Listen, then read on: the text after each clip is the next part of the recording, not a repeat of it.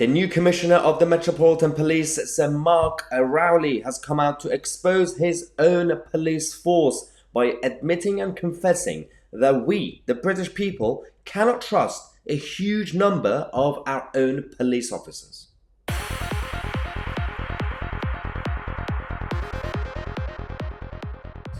Okay, this is the legacy of Cressida Dick and many others at the top of the Metropolitan Police leadership. We have a bit of a chaotic situation. There is no authority, there is no leadership, everything is falling apart, and we are still waiting for the Home Office to get a grip and just get the act together in general. This is Mark Rowley, the new commissioner, who's come out to expose his own team and his own people by saying that they don't really have leadership or authority anymore.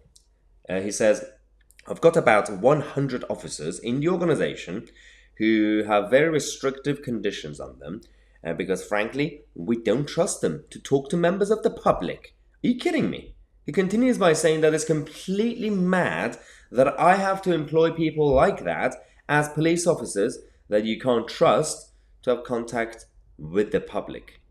This is taking it to a whole new level. We know that the Metropolitan Police have been hit by a number of scandals over the last few years. There's nothing new about it, but it's been more visible and more magnified. And it's not just the issues around victims like Sarah Everard and many others. It's not just those.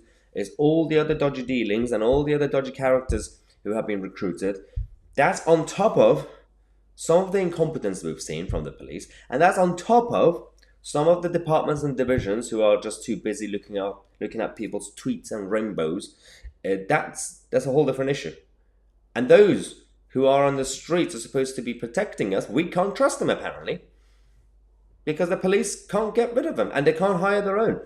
This is talking about Mark Rowley talking about the restrictions on his own leadership. Scotland Yard is having to employ about 100 officers who cannot be trusted to deal with the public. And he says because of lack of powers to remove them, according to the Met Commissioner. He doesn't have the power. I don't understand what's going on right now. The Home Office are a mess, and we know the Met is a mess.